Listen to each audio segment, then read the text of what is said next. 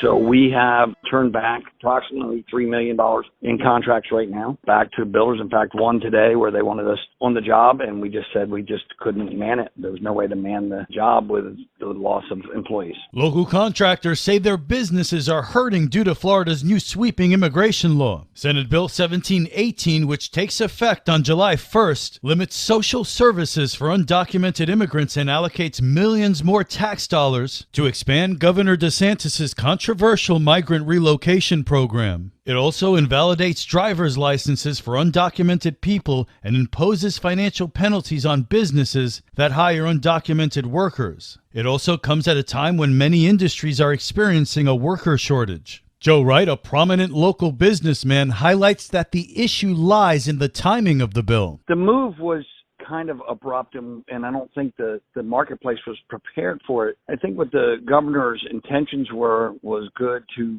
get this under control, but I think that it's driving a lot of people to be fearful and escape Florida and head to other parts of the country where they're not doing this same level of checks. Not that we don't think that our employees would be fine within this place, but I just think it scared them enough that they said that they've had enough of it. In protest, immigrant groups called for a work stoppage throughout Florida last Thursday and Friday. Wright discusses his perspective on why immigrant workers are choosing to leave the state. So I think there's a level of this that they're fearful of what's coming more than they're fearful of what's been done. So we collect all the data from them. All these guys work for us. They pay their taxes. It's not like they're trying to hide from anything, but I think that there's just some level of that they're going to come, ththey're going to get my kids, they're going to get my family mentality, and so they're going where they feel like it's a better situation. State Representative for Flagler County and Speaker of the House, Paul Renner, believes the problem is misinformation. Some of the misinformation has gone beyond that to suggest that somebody here working legally on a worker's visa is somehow going to be in jeopardy. So there's a lot of regrettable, but given the presidential dynamics of Florida now, there's a full effort to kind of tear down the state and inflame passions and get people thinking about things that aren't really true. However, critics argue that the legislation will have detrimental effects on families, citizens, and individuals with mixed immigration status.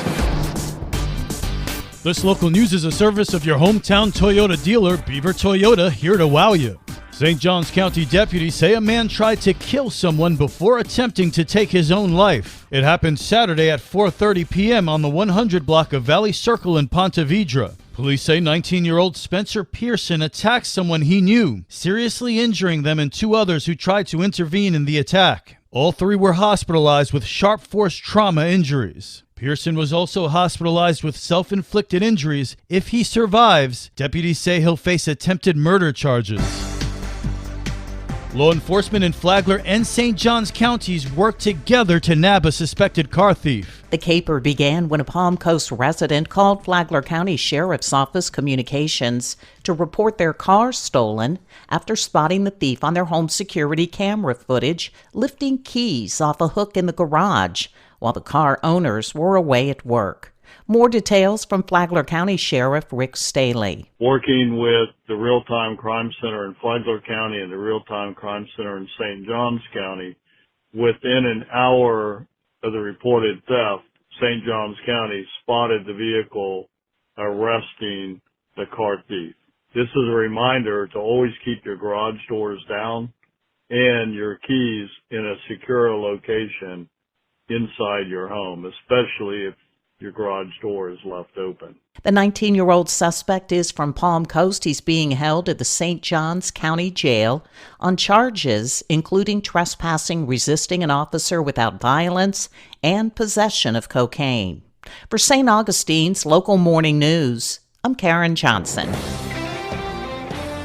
Governor Ron DeSantis signs 12 bills into law and vetoed 2 others Friday. Liz Ryan highlights one of the bills. Maybe you've seen kratom on store shelves. Maybe you've taken kratom. But what is kratom? It's an herbal extract that comes from the leaves of a tree in the coffee family grown in Southeast Asia. It's often found in stores that sell natural remedies and CBD oil. Users swear by it for mood enhancement, increased energy, and pain reduction. But it can have side effects like nausea, liver damage, drowsiness, depression, It's even been linked to seizures. It acts on the opiate receptors, so it is an opiate, according to the FDA and the DEA. Is it legal? Well, that varies by state and sometimes even by county. Here in Florida, Governor DeSantis just signed the Kratom Consumer Protection Act, which prohibits sale, delivery, bartering, furnishing, or giving any kratom product to a person under 21 years of age. That takes effect July 1st. For St. Augustine's Local Morning News, I'm Liz Ryan.